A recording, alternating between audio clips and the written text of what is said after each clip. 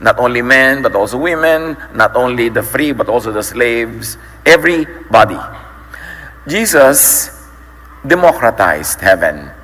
Kasi nung araw, according to the teachings of the Israelites and according to how they interpreted their scriptures, kanila lang ang scriptures nila, kanila lang ang Diyos, kanila lang ang lahat ng mga bagay na ito. But Jesus did something very revolutionary. Tulad nung napilas yung kurtina sa templo, separating the Holy of Holies from the more common area, ang heaven, nilinaw ni Jesus na para sa lahat. Hindi lang para sa isang bansa, hindi lang para sa isang lahi, hindi lang para sa isang relihiyon. Christmas opened the gates, which had always been opened, but people thought was exclusive to a certain type of culture and people only. God sent Jesus to be human like us. John 1:14, the Word became flesh and made His dwelling among us. So the incarnation of the Spirit, God, Jesus, into the human Jesus is very much explained in John chapter 1. However, not everybody is warm to this idea. Hindi naman lahat ay naniniwala ng pre-incarnation divinity ni Jesus, ang pre-existence. Marami silang mga tanong-tanong. Of course, we believe in that. But at the very least, especially to those who minimize the pre-incarnate divinity of Jesus, at least in the resurrection, God divinized Jesus. So whether pre or before or during, God made Jesus very, very special. 1 Corinthians 15, 42 to 44, the body that is sown is perishable, it is raised in glory. It is sown in darkness, in weakness, it is raised in power. It is raised a spiritual body. So in the resurrection, Jesus, who was just physical, during the burial, became a spiritual deity. Napaka-importante na ma-appreciate natin yung ganong katotohanan na nangyari dahil at nung naganap ang resurrection o pagbuhay ng Ama muli kay Jesus na nalibing. Acts 2:36, therefore, let all Israel be assured of this. God has made this Jesus, whom you crucified, both Lord and Messiah. So those who would like to keep Jesus as just human from their point of view, Acts 2:36 clarifies, this Jesus was made by God, both Lord and Messiah. Romans 1:4, and who, through the Spirit of holiness, was appointed the Son of God in power by His resurrection from the dead, Jesus Christ our Lord. Natural na nanalig tayo na ang Panginoon pre-existed and was already God, the Word. But even to those who would not believe that kind of time frame, the resurrection confirmed, or the resurrection nails the fact that God made Jesus very, very special. That in His name, every knee will bow in heaven, on earth, and under the earth. That He is given a name that is above every name. Hebrews 5:8 to 10, Son though He was, He learned obedience from what He suffered, and once made perfect, He became the source of eternal salvation for all who obey Him, and was designated by God to be high priest in the order of Melchizedek. All of these are affirming, confirming, emphasizing that the resurrection made Jesus very, very special. Even for those who doubted that He was special. Before that, no one can deny this kind of promotion, this kind of acceptance, and this kind of reference that the Father made of Jesus after the resurrection. Philippians 2:9 to 11, therefore God exalted Him to the highest place and gave Him the name that is above every name, that at the name of Jesus every knee should bow in heaven, on earth, and under the earth, and every tongue acknowledge that Jesus Christ is Lord. Ang dami-daming pagpapaliwanag. Bakit ipinapaliwanag yun? Because the kind of glory that the Father gives to Christ also glorifies His message. Hindi lang yung person, yung messenger, kundi yung message. And remember that the message of the birth of Jesus, the message of Jesus is to free people from condemnation by the law. Dapat clear na clear. Na may relasyon ang pagkakapanganak kay Jesus sa law to set us free from the condemnation that comes from it. To set us free from the guilt for not being able to obey all of it. To set the Israelites free from their own law and to set non-Israelites free if ever they would even attempt to get under that law, which of course Christianity in the last 2,000 years did. Na parang hindi pinanganak si Kristo, na parang hindi pinalaya ni Kristo ang mga tao mula sa mga laws ng Israel. Later on, even the Christian church historically would put the church under the law from which Jesus had come to set even the Israelites free. Sa pag-appreciate natin ang Pasko, dapat ramdam na ramdam, alam natin na merong freedom from the condemnation that comes from the law. Hindi bagay sa mga tunay na mananampalataya ni Jesus, yung lagi pang may guilt, laging may fear, laging natatakot ng judgment, laging natatakot na hindi sila perfect enough, hindi sila good enough. Kaya sabi ni Jesus, I came that you might have rest. I came to set the captives free. At sabi ni Paul, when the Son sets you free, you are free indeed. Sayang ang pagsa-celebrate ng mga Pasko kung mabubuhay tayo under condemnation, whether by condemnation of others or self-condemnation, if we're going to live in fear and guilt, and if we're going to live in denial of our humanity. Jesus embraced our humanity, paid for all the frailties and shortcomings of humanity to set us free exactly from the condemnation. And yet, naging ugali ng mga maraming tinatawag na Kristiyano to condemn one another and to self-flagellate, to always make one suffer for the imperfections that God already long ago accepted, because the Bible says, and God remembers that we are dust. Sobra-sobra kasi ang expectation sa atin ng religion, mataas pa kaysa sa expectation ng Diyos. Dapat maintindihan para ang tunay na diwa ng Pasko maisapamuhay hindi lang sa araw ng Pasko, kundi araw-araw. God ordained Jesus to intercede with God for humans, to be the way of humans to God. Hindi yung law, hindi yung works, but through the sacrifice and love of Jesus, the door to the Father is opened. John 14:6, Jesus answered, I am the way and the truth and the life. No one comes to the Father except through me. And of course, that no one means nobody doing other things, trying other ways, and passing through other doors will ever succeed. The only way to succeed, to be acceptable to God, is to be washed by the blood of Jesus, to believe in Him, and to make Him the entry point into the presence of our eternal Father. Of course, may contrast yun. The unsaid is, sabi niya, except through me. Ibig niya sabihin, hindi through the law. Hindi through your efforts, hindi through religion, hindi through religious labels. When you believe in Jesus. And that belief should not be franchised by any particular religion. Kasi syempre, the big religious groups all over the world have franchised the way is Jesus. But yes, they are the way to Jesus. So, na-franchise na naman nila. Yung sumosolo kay Jesus, dapat nating pag-isipan, samantalang binuksan na ni Jesus para sa lahat. Tapos sosolohin na naman siya ng iba. Yes, binuksan ni Jesus, pero kami ang daan patungo kay Jesus. So, nakasara pa rin. We've got to be very, very careful with such kind of thinking. Now, God sent Jesus to be not only to be born, but to be in us. Sabi, He's dwelling among us. John 14:23, sumagot si Jesus, ang umiibig sa akin ay tumutupad ng aking salita. Iibigin siya ng aking Ama, at kami tatahan at mananatili sa Kanya. Ipinadala si Jesus para manahan sa atin. Hindi sa mga templong bato, hindi sa mga building, hindi sa mga organisasyon, sa ating puso. Sa puso ng nananalig sa Kanya. At sinabi niya, those who love me will obey my commandments, my words. Hindi words ng iba. Kaya dapat maingat tayo sa paghihiwalay ng mga turo ni Kristo sa turo ng mga ibang religious leaders, no matter how attached or identified they are with Jesus. The teachings of Jesus have to be clearly isolated so it is never get confused with teachings of other people.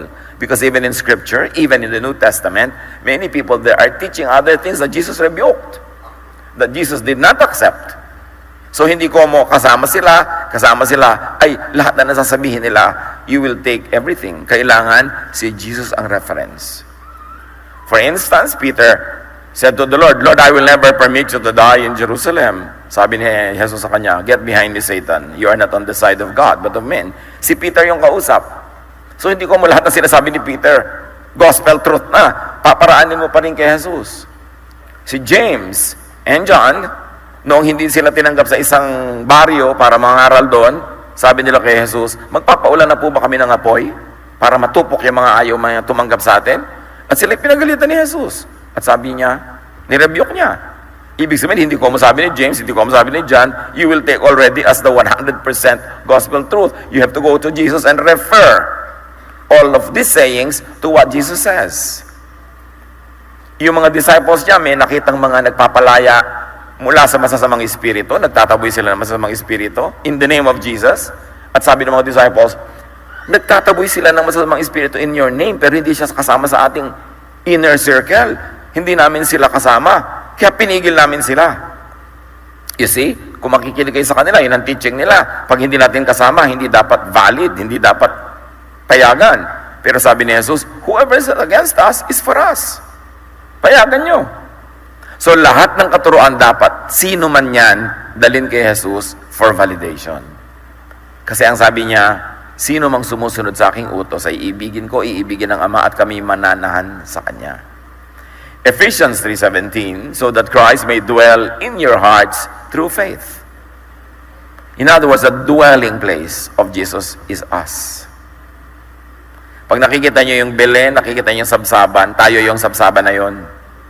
Unworthy, unclean, pero doon inilagak si Jesus. Napakagandang metaphor natin bilang lagakan ng Espiritu ng Diyos.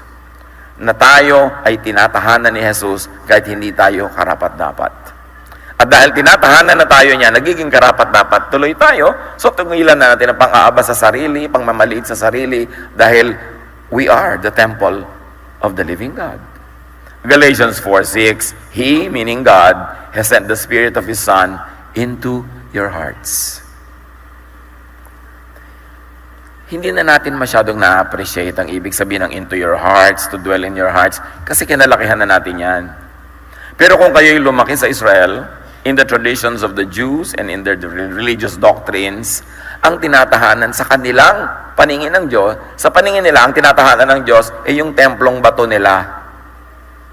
Yun ang tahanan ng Diyos, hindi ang puso nila.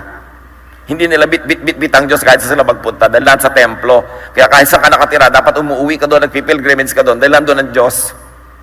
Kaya hindi nila pinapayagang may ipasok doon anumang bagay na sa tingin nila ay marumi. Kaya nung si Emperor Nero attempted na maglagay ng estatwa niya sa loob ng templo, napakadugong giyera nangyari. Kasi sa paniniwala nila, pag nainis ang Diyos, aalis siya sa templo, therefore wala silang Diyos. Kaya kahit ano dapat gawin nila, walang patid na pag-aalay ng mga hayop, pinaalay mga dugo, para ang Diyos ay huwag umalis. Pero nung sinabi ni Jesus, kayo ang templo ng Diyos, ipapadala ng Ama ang Espiritu, at mananahan kami sa inyong puso, biglang nawalan ng papel yung templo in the economy of God. Kaya ayaw nila kay Jesus. Pero niliberate ni Jesus yung ideya na ang Diyos ay nasa loob lang ng templo. Ang Diyos ay dala-dala natin kahit saan tayo magpunta. Napakalaking revolutionary idea yon. At nakakaluwag ng loob kasi kahit sa nandun ang Diyos. Kaya wala ka na kailangang puntahan Holy Land, Holy Place, kasi you are now the temple of the living God. That we are made holy not by our deeds, but by the presence of God in our hearts. 1 Corinthians 3:16, don't you know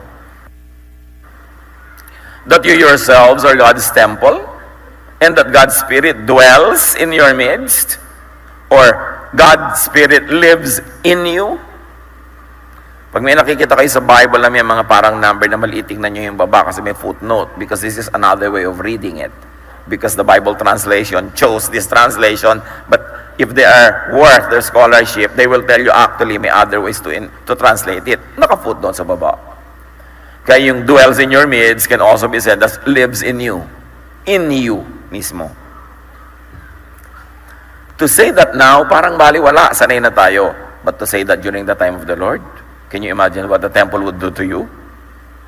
Na ikaw na pala ang templo ngayon ng Diyos, di magagalit sa siyempre yung mga priest. That's exactly what Jesus did. It has always been like that. But the Lord made it very clear, once again, that God loves all people. That God will inhabit anybody who believes. And after the time of Christ, who believes through His Son. Bakit kailangan ipadala yung anak? Kasi for many centuries, hindi clear kung paano ka pupunta sa Diyos. Kaya kailangang linawin yun. Dahil nga sa mga Israelites, ang naging paraan nila, mag-aalay ng walang katapusang alay ng mga hayop para sila maging acceptable. Kaya ang unang-unang ginawa ni Jesus, pagpasok niya sa Jerusalem, akala nila magde-declare siya ng revolution against Rome. No. He went to the temple, itinaboy niya yung mga nagtitinda ng mga hayop. Itinaboy niya yung mga money changers. Kasi ang una niyang binasag talaga is the concept of sacrifice. The concept of blood sacrifice and buying all these kind of animals that you could use for sacrifices. Dahil yun ang goal niya. Tanggalin yung pagiging middleman ng temple between God and humans. Kasi parang middleman yung temple eh. Hindi ka pupunta sa Diyos kung hindi ka dadaan sa Kanya. At ang Diyos hindi ka i-bless kung hindi dadaan sa temple. Franchise. Kaya lang, sadly, after the Lord went to heaven, the so-called church that was founded and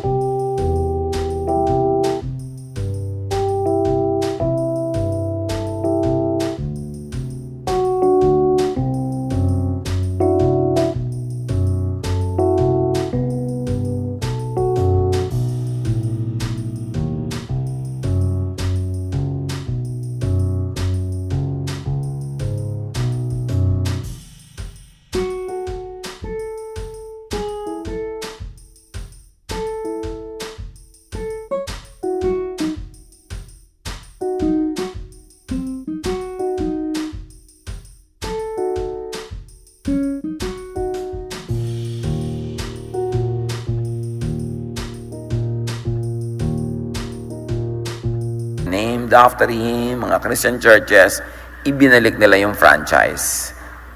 Hindi ka na naman pwedeng dumiretso sa Diyos, dadaan ka na naman sa simbahan. Hindi ka na naman pwedeng dumiretso sa Diyos, dadaan ka uli sa mga ritual. In-empower uli ang priesthood at yung institution at ang church tumayo between people and God. Kaya napakahalagang unawain na ang misyon ni Jesus, idiretso ang koneksyon ng Diyos sa tao. So, God sent Jesus to be in us. Kaya sabi sa Galatians 2:20, I no longer live, but Christ lives in me. It would have been blasphemous by Jewish standards to say that, because to them, God lives only in the temple. Now, God sent Jesus not only to be in us, but to be with us. Yung in, nasa loob natin, but to be with us is just together. Kasama natin. Imagine, kasama natin ang Diyos through Jesus. Samantalang napakalayo ng Diyos noon, according to the teachings of the temple. Merong common place, merong holy place, merong most holy place. Depende sa rango mo para ka makapunta sa next area. And in the Holy of Holies, only one person went in there once a year, the high priest. May kurtinang makapal na naghahati between the most holy place, the presence of God, by their meaning and definition, and the people. And thy high priest would go in there once a year to make offerings, blood, sacrifices. And you know, this priest would wear little bells sa kanyang damit. Kumukulo-kuliling siya parang tiboli pag naglalakad. At may tali siya sa paa, sa isang paa may tali. Pagpasok niya sa kurtina, yung taling nun, yung hawak-hawak ng mga nasa labas. Kasi oras na natumba siya, tutunog yung mga bells. Kasi sa kanilang teaching, pag hindi natuwa ang Diyos sa kanyang dalalang offering, biglang mamamatay itong priest na to. At dahil walang makakapasok doon, kaya siya may tali sa paa, hihilahin na lang siya palabas. At dadaan siya sa ilalim ng kortina. Ganon ka-stricto ang presentation nila sa Diyos. Hindi lang ang Diyos ay nandun sa templo, nandun lang sa most holy place, at konting-konti ang nakakapasok. So you can imagine how much it empowered the priesthood. Kung dadaan ka sa kanila para ka makapunta sa Diyos, at dadaan ng Diyos sa kanila para ka mabless, binasag yun ni Jesus. That is the deeper meaning of Christmas. Jesus made God accessible to everyone. Kaya na-develop yung idea ng personal faith. Kasi dati corporate faith yan. Dapat kasali ka pa sa religion namin. Pag hindi ka kasali, hindi ka saved. But a personal relationship with God had become possible because of Jesus, the way. And that is the truth. And that is what gives life. But God also made Jesus be with us. Matthew 1:23, yung kinakanta-kanta natin, the virgin will conceive and give birth to a son, and they will call him Emmanuel, which means God with us. With, kasama. Revelation 3:20, here I am, sabi ni Jesus, I stand at the door and knock. If anyone hears my voice and opens the door, I will come in and eat with that person, and they with me. So kasama, dudulog, hahapag, kasama si Jesus. Now, when you understand the tradition of the Bedouins or the desert dwellers, pag pinapasok ka nila sa tent nila, nagdadaan ka halimbawa, foreigner ka, wala kang kilala doon, pag dumaan ka sa harap ng tent nila at inanyayahan ka nilang pumasok, o kaya ay nagmakaawa kang papasukin ka dahil gutom na gutom at oho ka, at pinapasok ka, uupo kayo sa harap ng tent na yon na mayroong shade over your head, pero kita kayo ng mga kapitbahay. Tulad ng ginawa ni Abraham doon sa mga bisita niyang heavenly beings. When the desert people feed you and share a meal with you, it is a signal to everybody in that area that no one can touch you without touching them first. That this desert host will die for you and give his life for you because he is joining you in a meal or he invited you to his table. Kaya pag sinabi ni Jesus na, if you open the door, I will come in and eat with you, Jesus is saying, I'll give you my life. Nobody can touch you. You will be the apple of my eyes. Kaya yung sa Psalm na sinasabing, you prepare a table before me in the presence of my enemies, that is the context. Andiyan lahat ng enemies ko, naghahain kayo, kumakain ako kasabay nyo, ang signal nun sa mga enemies ko, they can never touch me. Very profound. At yun ang ginawa ng Diyos nang si Jesus ay isinilang.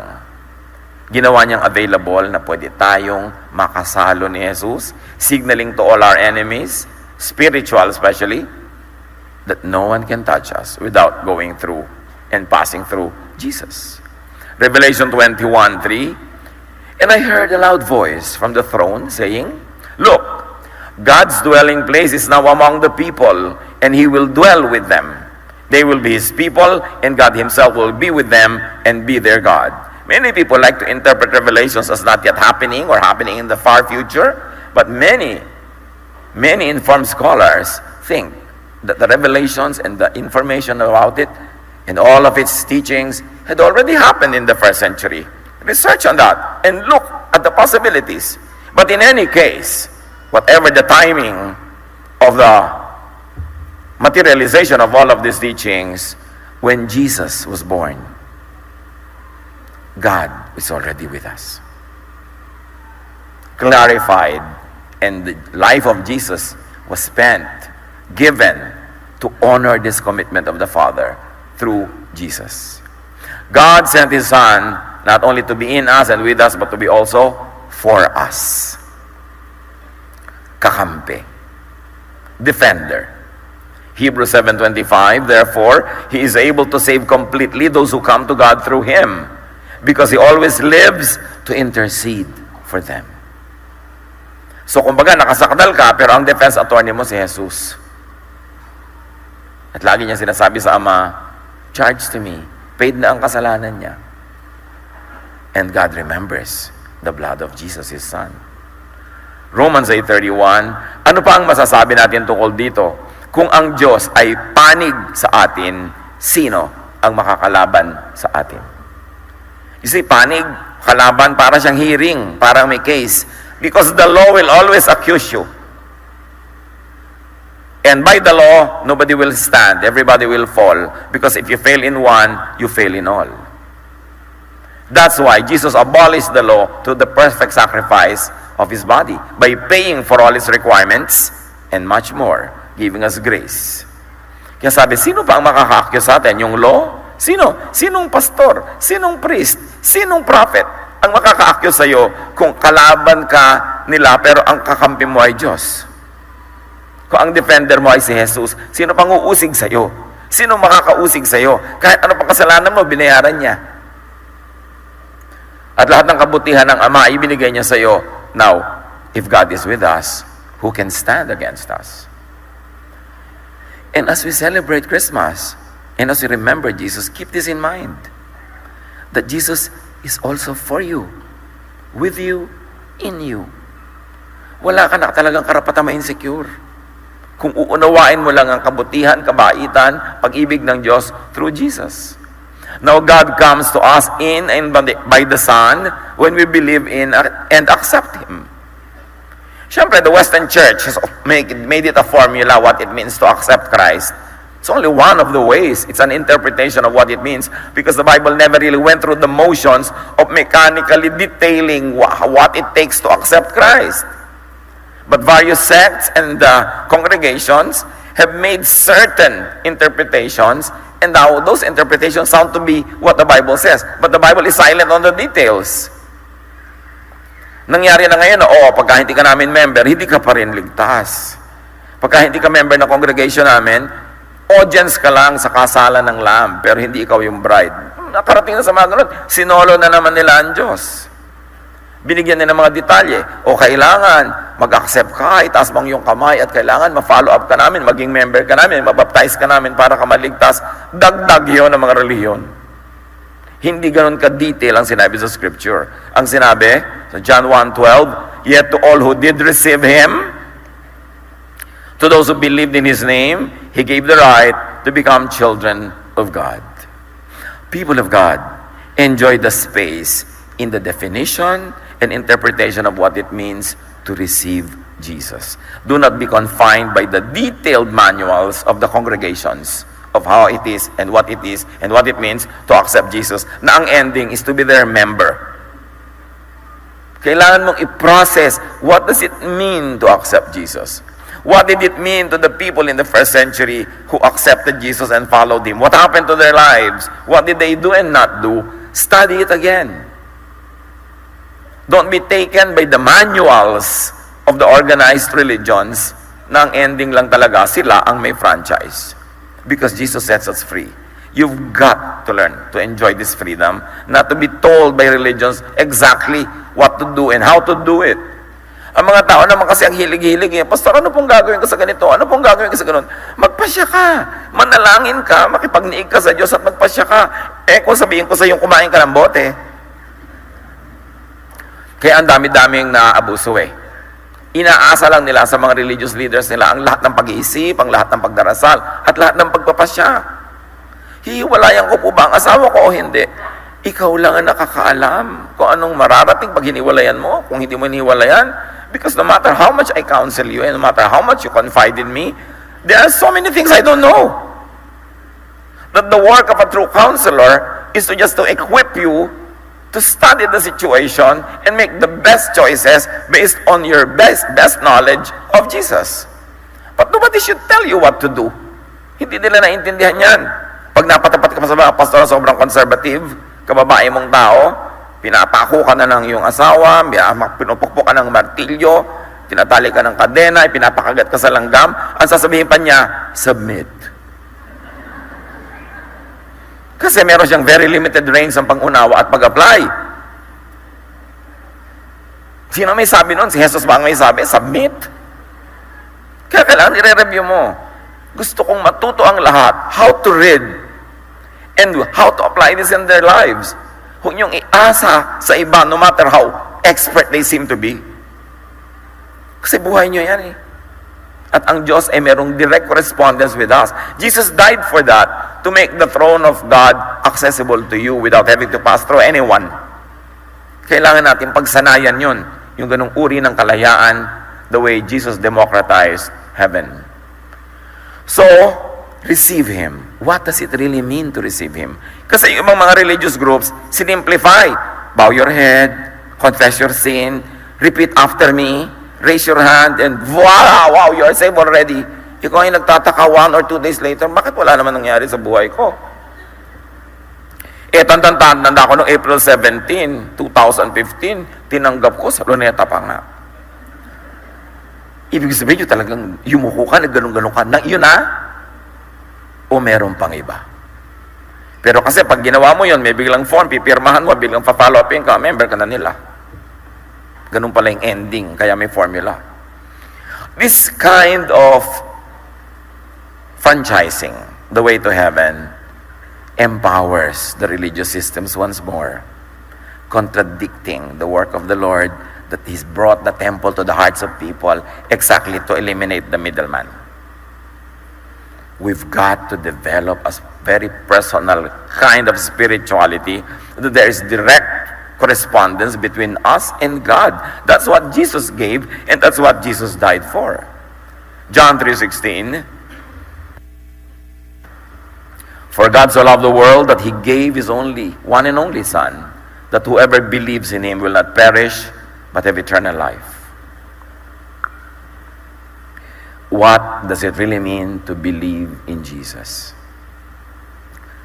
Once more, marami kasi ikinambal dyan ng mga religions what it means to believe.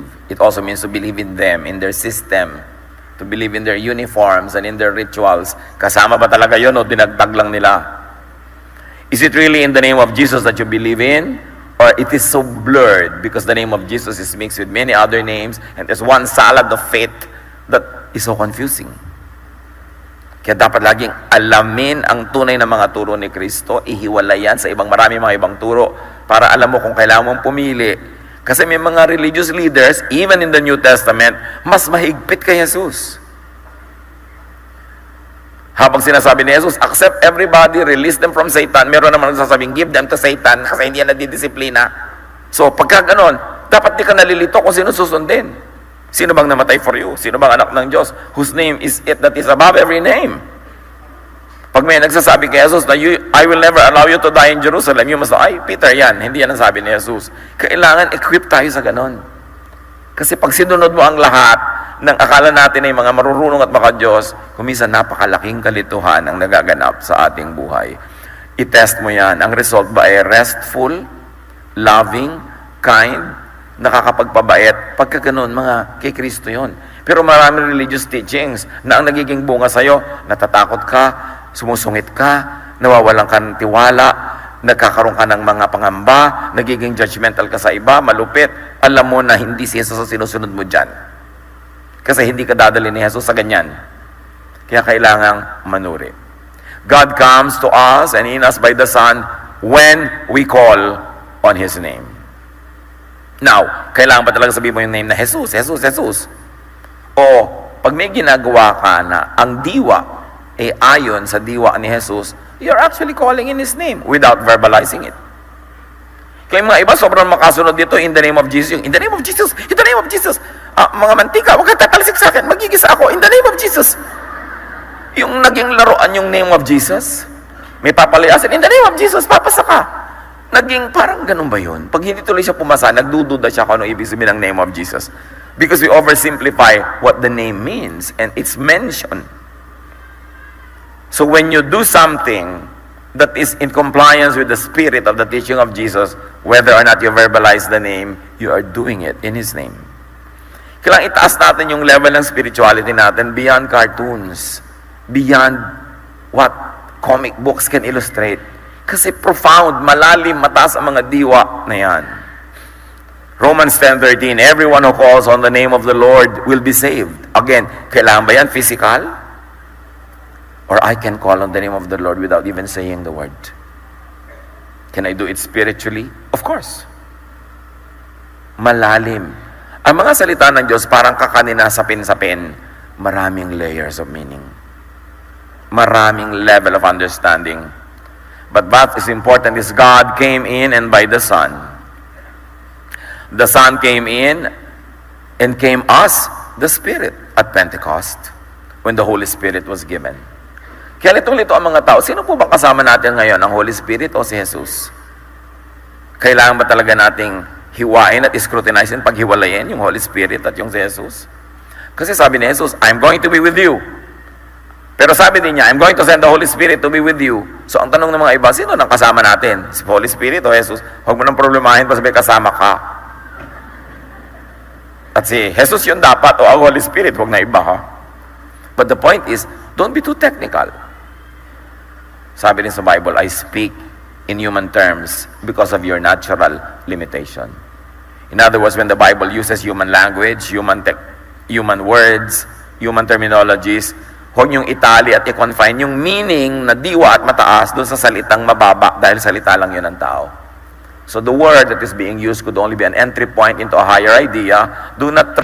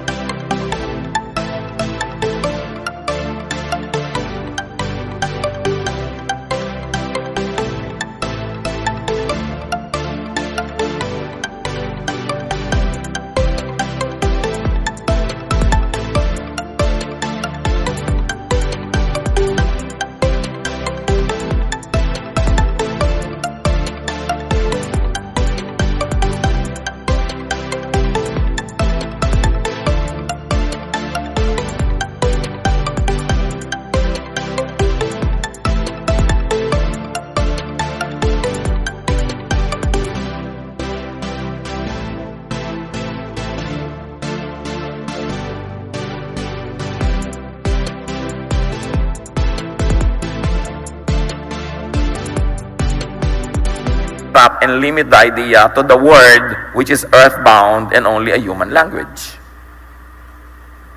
Ha? Ano yun? Aywan, naintindihan nyo ba? Huwag niyong ikulong yung matataas na idea represented by words because the words are limited. So, huwag niyong pagtalunan yung word. Lampasan nyo yon para makarating kayo sa high idea. Tulad nun, sino ba kasama mo? Holy Spirit o Jesus? Words yun eh. Pero ang mahalaga, pinangako niya na makakasama natin siya. Nagpangako siya na ipakasama niya yung Holy Spirit at nangako siyang babalik siya agad at darating siya agad. Ang tanong, nung dumating ba ang Holy Spirit sa Pentecost, yun na rin yung pagdating ni Jesus. Dahil sabi niya, ipapadala ko yun eh. So dumating na ba talaga siya? These are the issues that we must always deal with. Do not always follow the overly simplified theologies coming from the West. Na linear lahat, ito mangyayari sa ganon, sa ganyan, sa ganyan. Ideya lang nila yon, interpretation lang nila yon. That is not solid scripture. It is their interpretation of scripture. Very, very important to understand God in ways beyond human words and human logic. And that is where our spirit can speak with the Spirit of God beyond human words. Kaya maganda yun yung prayer din na hindi verbalized. Yung nananahimik ka lang, nananalangin ka na pala without words. Lalo kung group prayer, may nagli-lead pa, tas iba yung pronunciation, nalilito ka pa. Di ba yung maganda na nanahimik ka, pray in the Spirit without having to go through words. Pwede ka bang manalangin ng isang split second? Kung kayang sabihin ng Espiritu mo yun sa Diyos in 1 split second, and it would take 3 minutes to say it with words, why don't you pray in Spirit? Some people, pag nagbawa lang silang ganon, sasabihin ng anak, ang iksi ng prayer mo, mami, nag-pray na ako in the Spirit, anak. Yung kasi kaya mo naman yun eh. Nalalampasan ng Spirit yung speed ng human words. At dapat natin i-develop yung ganun spirituality, hindi lahat nakikita, nadidinig. Dahil ang Pasko mas marami pang kahulugan. Basta ang ending, pumapayapa ka, bumabait ka, nagiging loving ka, dapat ganun. But to be very technical sometimes, baligtad yung nagiging result niyan eh. Now, John 14:16 to 17, sabi ni Jesus, and I will ask the Father, and He will give you another advocate to help you and to be with you forever, the Spirit of truth. And yet sabi ni Jesus, I will be with you till the end of time. So, huwag na nating problemahin kung sino at alin. Ang mahalaga, ipinangako ni Jesus na may kasama tayo. You know Him, sabi ni Jesus, for He lives with you and will be in you. However, Hebrews 13:5, never will I leave you, never will I forsake you. Instead of belaboring the details and the mechanics, ang dibdibin natin mga kapatid, laging kasama natin ang Diyos. Dumadaan ka man sa mga pagsubok, dumadaan ka sa hirap, dumadaan ka sa mga nakakatakot na mga bagay, dumadaan ka man sa mga bagay na nakakapagtanggal ng iyong peace, huwag mong kakalimutan, kasama mo ang Diyos. Mula nang ibinigay si Jesus, walang saglit, walang minuto, walang oras na nawala siya. Hindi katulad nung sa temple sa Jerusalem na kuminsan daang taon na wala doon ang Diyos at paningin nila dahil meron silang nagawang hindi nagustuhan ng Diyos. Kaya malinaw kay Jesus, I will make you the temple and I will be with you forever. Hindi katulad ng paniniwala ng mga Hudyo sa temple na nilalayas-layasan sila ng Diyos pag hindi natutuwa sa kanila, bigay bawi. Kaya sabi ni Jesus, I do not give as the world gives. So don't let your hearts be troubled.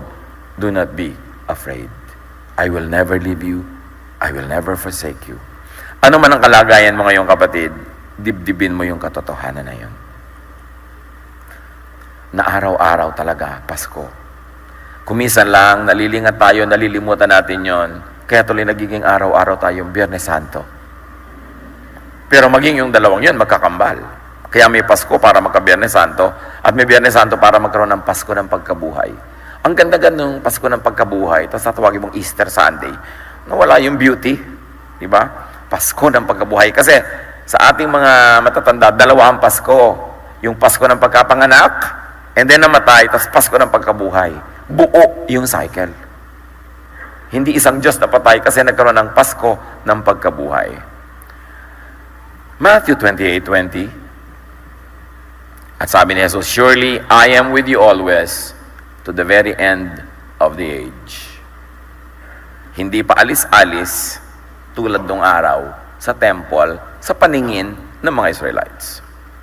Now, there's a very interesting play with words here. Yung sabi ni Jesus, I will be with you always to the end of the age. Yung sa Greek, yung end of the age, is written this way. Huwag nyo na ipabasa sa akin at baka malito lang tayo lahat. But it reads, Telostis ilikias. If you're going to read in the usual way we read it, Latin words, it means end of time. End of a period, end of an era, not end of the planet. Gusto kong isiksik sa isip niya yan.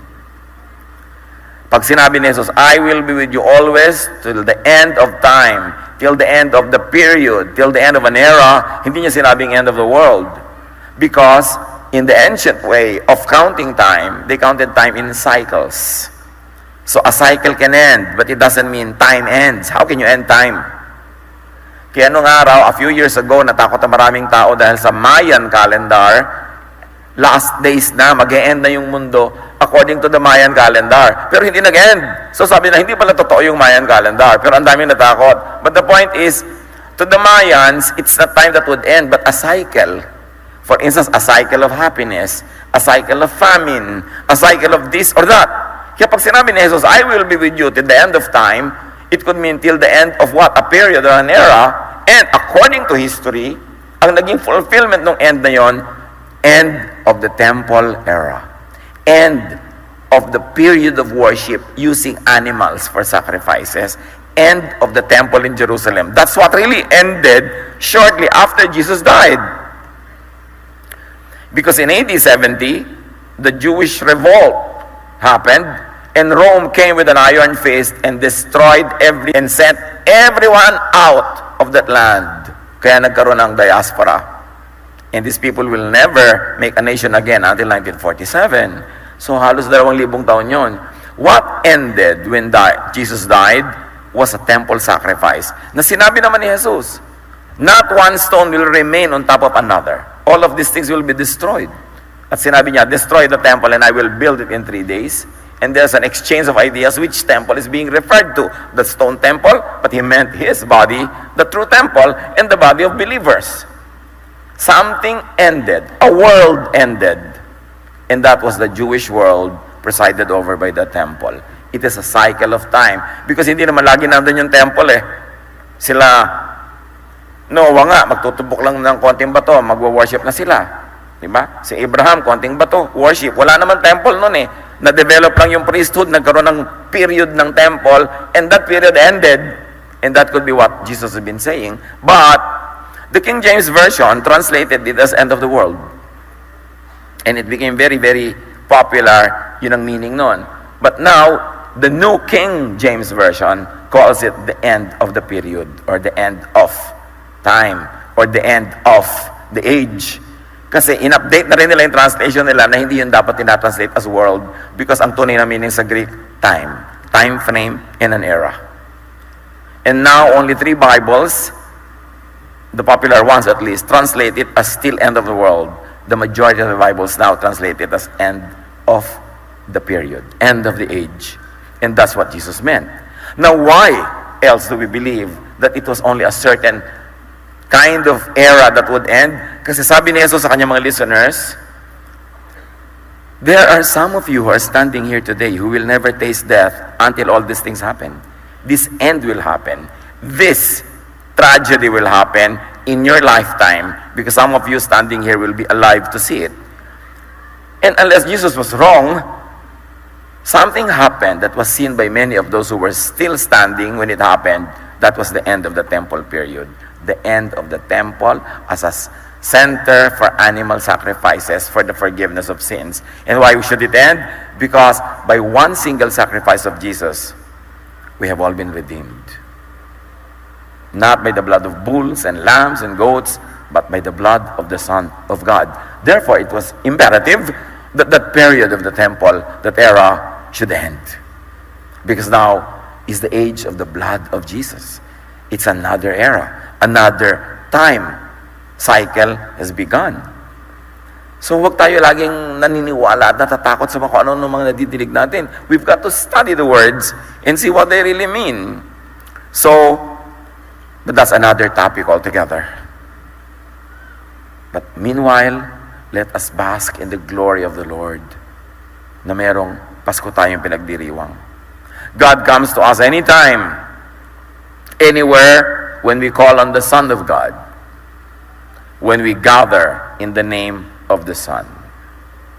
And as if to really clarify that Jesus was releasing people from the franchise of big organized religions, sabi niya sa Matthew 18:20, for where 2 or 3 gather in my name, there I am with them.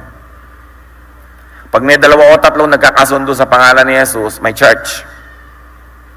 Of course, organized churches will tell you, where did you get your authority to organize? Paano kayo nabuo? Sino nagpadala sa inyo? Pipilit nila yon kasi dapat sa kanila kayo galing para kayo maging legit.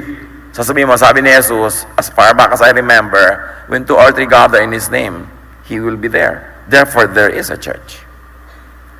Can you imagine how close God was brought to people through Jesus? Hindi mo kailangan mag-subscribe sa mga malalaking relihiyon. Hindi mo kailangan manggaling sa kanila. Inimbento na lang, kailangan may sender. Sila ang sender dapat, siyempre. Kasi pag hindi sila nag-send, illegitimate ka. All of it. Power play to control religion. And once again, to stand between God and people. Luke 17:20-21. Some of the Pharisees asked Jesus, when will God's kingdom come? Ito na naman ang isang issue. Kailan darating ang kaharian ng Diyos? Jesus answered, God's kingdom is coming, but not in a way that you can see it. In other words, not in the way you think. People will say, look, God's kingdom is here. Look, there it is. No, God's kingdom is here with you.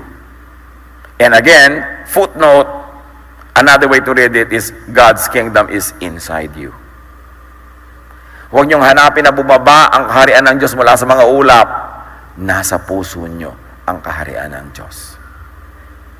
Na pag si Jesus ang naghahari sa inyong puso, ang puso niyo ay kaharian ng Diyos. Napakasarap isipin na tayo ang pinaghaharian ng Diyos. Sabi ng New International Version, the kingdom of God is in your midst. So you see, you must read many versions. Kasi maraming way of rendering a certain phrase or word.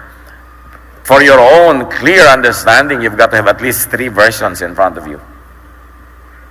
Magbasa kayo ng mga versions na conservative, meaning yung kung ano yung word nung mga unang documents, yun ang itinatranslate nila, pero may mga progressive translations, hindi nila tinatranslate yung word, ang tinatranslate nila yung spirit, the idea. Halimbawa, example lang to, sa Bible, you must be born again. A formal translation in Tagalog will say, dapat ka ipanganak na muli. Tama? But, a progressive translation will say this, dapat ka magbagong loob. Yun din yun, mas malalim nga. Hindi itin-translate yung proseso ng ipapanganak ka muli, pero hindi ba ganun ang nangyayari pag nagbago ang loob ka? Dapat ka maghunos dili. That's why translation is a very, very important ministry. It's one of those that I keep in touch with and get involved with, Philippine Bible Society, and translation works. In fact, the last committee that I headed sa Philippine Bible Society was the committee that updated all the translations of proper names in the Bible. Tinagalog namin. Matagal na trabaho yan, taon. Kaya nung araw, ang lumang Tagalog Bible, si Haring Nabucodonosor. Sino sa inyo umabot kay Haring Nabucodonosor? Pati nga, nababasa yun. Kaway nyo malaki. Ayan. Pinalitan na namin yan, si Haring Nebuchadnezzar. Tagalog na spelling, gano'n ang sound. Sabi ko kasi, pangako natin, hindi na natin ipapabasa si Haring Nabucodonosor. Kasi hindi naman naiiba yung meaning, kahit anong pagpadaliin mo na lang. So pag nakakita kayo ng mga Bible translation na yung sound yung very familiar at tinagalog yung spelling, that's the work of our committee. Kasi we don't want people to be hindered every step of the way by so many issues. Padaliin mo lang yung pagbabasa para makarating ka sa heart of the matter. Very, very important. Translations. So you read many translations for your own sake. But the kingdom of God is in, with, and for us. What does it mean to you? That the kingdom of God is in you, with you, and for you. This is Christmas. Have peace. Do not fear. Enjoy God. Enjoy your spiritual walk. Revelation 21:3, and I heard a loud voice from the throne saying, look, God's dwelling place is now among the people, and He will dwell with them.